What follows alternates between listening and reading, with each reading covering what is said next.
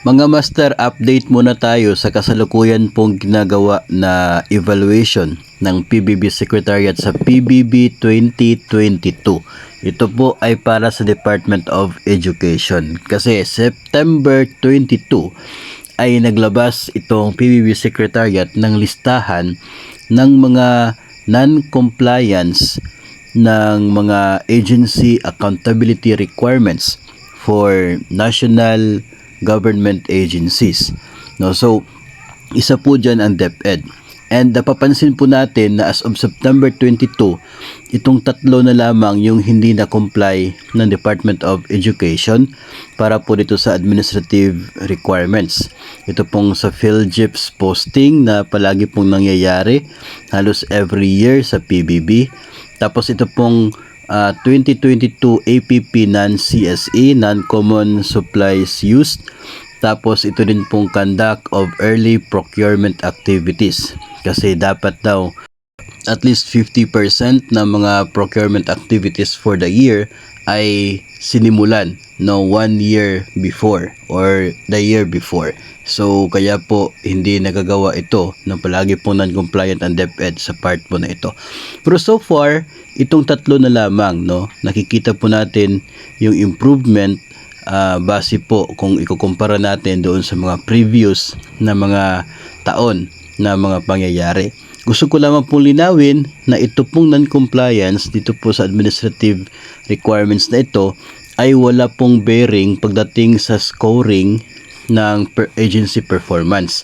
Kasi hindi po kabilang doon sa apat na mga criteria for PBB eligibility ang mga ito.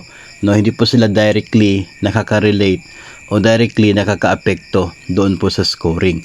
Ang epekto lamang kapag manatiling non-compliant dito sa tatlong ito ay kung sakali na yung score ng DepEd ay aabot ng 70 at makakatanggap ng PBB ang agency, yung mga tao na empleyado ng DepEd na siya pong directly involved sa transactions na ito, sila po ay excluded or isolated from the PBB payroll. So hindi siya basihan sa scoring, pero the moment na mag-eligible ang DepEd, yung mga tao na responsible for non-compliance, wala makukuha ang PBB.